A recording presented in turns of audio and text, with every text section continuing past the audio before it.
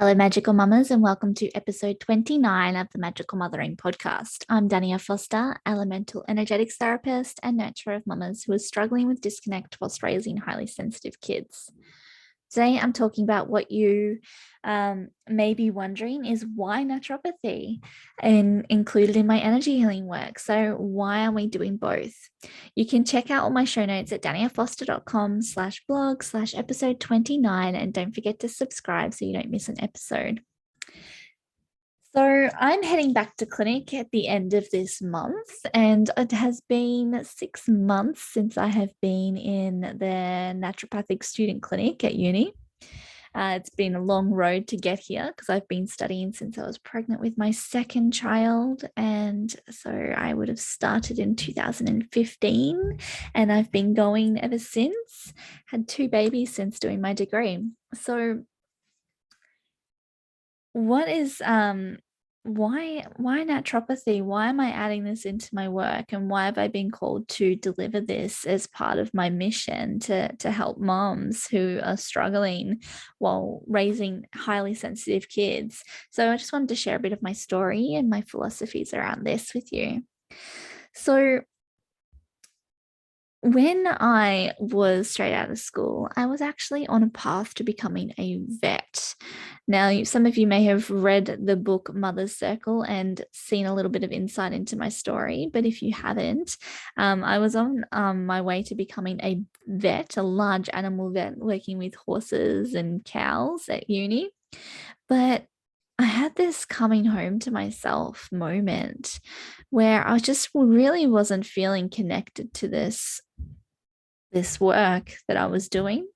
And I was allowing myself just this space to relax. And I think I was meditating out in this grassy field of oak trees at the back of uni. And I was really allowing myself to just surrender all expectations of who I was and what I was supposed to be doing, with so much pressure on your back when you're on that sort of path. And I was just allowing myself to just drop into my dream state. And I found myself following the oak trees, and I was following them along a path, and I ended up along the road, and then I ended up going along the road until I came across the Australian College of Natural Medicine. And this was back in 2007, a long time ago. And I found the Australian College of Natural Medicine when I was just wandering out of uni, following my dream state. And I ended up signing up to the Bachelor of Health Science naturopathy, just signing up, even though I was already enrolled in this other course. And then I had to go back to uni and unenroll and be like, yeah, this isn't for me. I'm on this other path now. I'm following my intuition and I'm off. And I just really wanted to commune with the plants. I really wanted to be one with nature. I really wanted to be absorbed into the naturopathic principles as something that I strongly resonate with. So I'll do another podcast on those and give you my perspective on how we can use those in our everyday life and living by them. So I paused my degree. I was probably about a year in, and I ended up having to pause my degree because I wanted to move interstate. So I moved interstate to be with Jared, who's my now husband. He lived in Queensland and I lived in Melbourne. And yeah, we met on MySpace, and intuition firing. I just packed everything up and moved. And that meant that I had to support myself living out of home. That meant that I tried to keep studying my degree and doing it part-time while trying to work and trying to live out of home for the first time. And I ended up doing really bad and failing a lot of subjects. And as you're a young child, I was probably about 20, trying to do all of these things, it was just a bit too much. And so I paused my degree. I popped it on postpone and deferred, and I went and worked full time and tried to survive out in the big world and put it out of my mind. And I think that was a real big blessing for me. I really needed life experience to really appreciate the depth of knowledge that I was being presented with in this naturopathic degree, because it wasn't just about the herbs. It wasn't just about learning the herbs. There were so many more layers. I loved the spiritual aspects, and I flew through my psychology subjects and really loved absorbing all of the counseling work. And then I discovered the deeper side of working with plants and homeopathy for trauma and deeper psychological emotions related to the physical, and delving into all of that was really where I felt at home. But with the connection to nutrition and gut health, it was really something that I struggled to embody.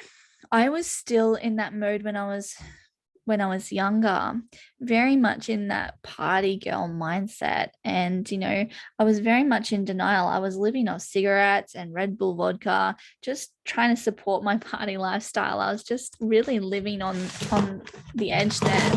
Sorry, I'm just make my notes. So when my eldest daughter was born, it kind of snapped me out of that lifestyle. And that was like plugging a hole of disconnect within me. That lifestyle, it was filling that void with all of these addictions that were replacing my connection to self. So when I had my daughter, I had to quit smoking. I wasn't drinking, I wasn't partying. I was having to be present with myself, with my emotions, with her emotions, and being present for her. And that I really didn't have that crutch to numb out. And I was really forced to acknowledge my shadow aspects of myself and what was being going on for me for my entire life. And not only my own disconnect from the spirit element, but every other element of earth, air, fire, and water that does reside in me and keep me whole. So let's look at like representing my passions and emotions that I repressed, as well as would be your fire and your water elements of self, as well as your mindset patterns, my mindset patterns that I had been pushing down, ignoring. That's your air element that I wasn't fulfilling. I like to learn and get lots of information, and I wasn't doing that. I wasn't studying anymore once I dropped out. And my daily rituals, my connection to spirit, the the little things, the habits that you do in your daily life had changed from things that were supportive for my spirit connection, things were supportive for my body. I wasn't doing anything that was actually supporting my physical self. Um, so it's about really supporting it holistically. I really required that deep reboot that involves not only just reweaving daily rhythms and leaving behind the old paradigms that weren't working for my family values, like leaving the corporate world of work, pulling my kids out of daycare and unschooling, those types of things.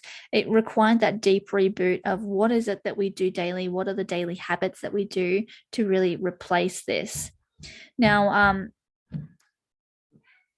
setting up our foundation so that we could hold space for the more challenge aspects of what we needed to support our gut health, and therefore our mental health. So we needed to have that reboot to be able to put in place these rhythms, these supportive aspects that support us to be able to look at the harder things. Because I found doing the gut healing protocols, the changing of the diet, when you've got a toddler who's used to eating sugar and processed foods, and then being like, actually, this isn't going to work for us. We're going to take that back, and we're going to do some gaps healing. We're going to do some broth, and we're going to do these things and bringing them back in and changing the way that you've been living.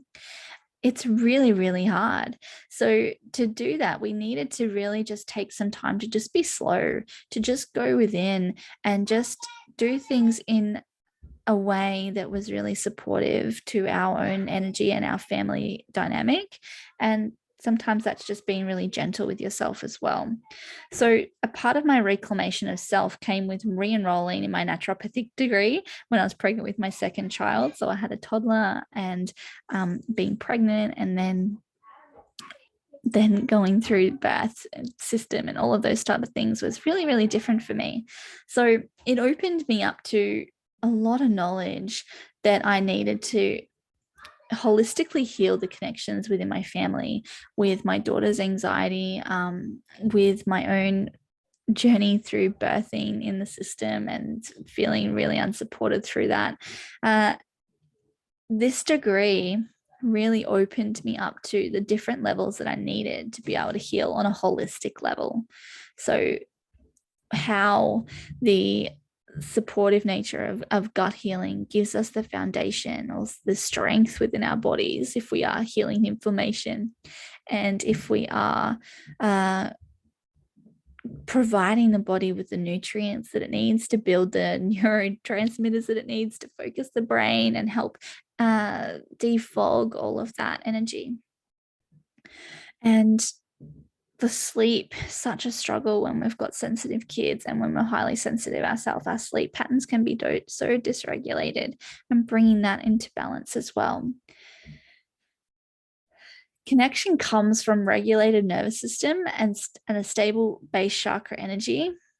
And this comes from foundations of gut health, immune health, nervous system health, hormonal health, psychological health. All of these things required that complete overhaul of, as I say, is your spiritual, but also the physical of what you're fueling your body with the food, as well as the chemicals that are around you in your home and in the environment, and the water that you drink. There's so many different elements that are impacting why we struggle with highly sensitive natures. And it's not something that is wrong with us, but it's something that highly attuned, sensitive bodies really struggle to process the extra toxicities within the environment, within food, within the society that's not supportive of the way that we need to live.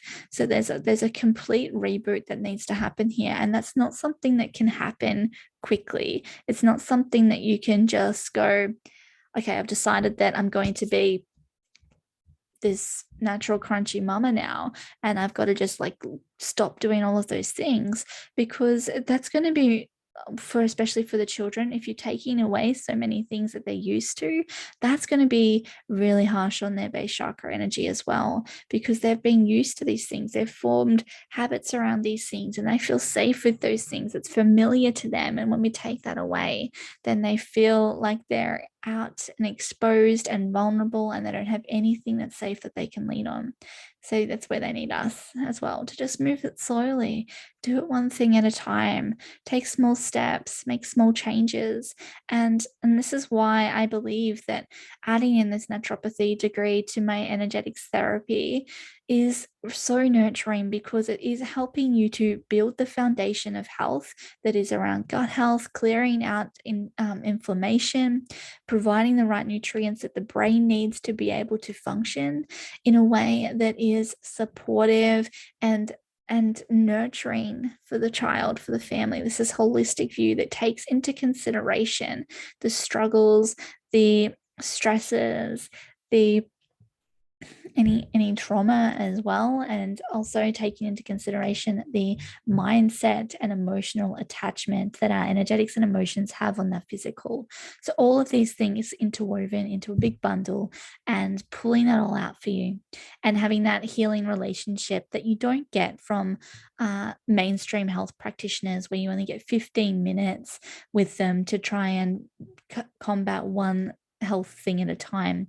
Okay, it's not a symptoms approach, it's a root cause approach, which really ties in beautifully with the energetics of working with deep-seated energetic and emotional ties, whether that be to things that have happened in this lifetime or lifetimes past or down the ancestral lineage. It's all woven together, and this is a really nurturing way to be able to create that holistic care package for you. Okay, so that's the reason why, like, I've found naturopathy so important on my healing journey, to be able to use plants as medicine through not just food, the food that you eat, the herbs that you take as your medicine, and the flowers that we take as the essences to help heal the emotional and energetic bodies as well. Using plants and nature, the seasons, our rhythms, all of these things interwoven for your circadian rhythms of rising with the sun and when to sleep and moving with the moon to keep your rest in check. All of these things are so interwoven for our holistic self-care, nurturing health, prevention of disease. So thanks again for joining me, Dania Foster, for this Magical Mothering podcast. If you enjoy listening to my rambling stories and philosophies, don't forget to click subscribe so that you can get an update on my next episode and share it with your friends. I'd also love to invite you to circle with me in my online Circle Collective, where I hold space for our magical mothering journey in a sacred container. Every full and new moon, we can share our stories, what's really going on in our world, and feel nurtured by my guided meditation journeys. So you can find that info at daniafoster.com/circle. If you'd like to work with me in a more intimate container, just send me an email at dania@daniafoster.com. Lots of love. Bye.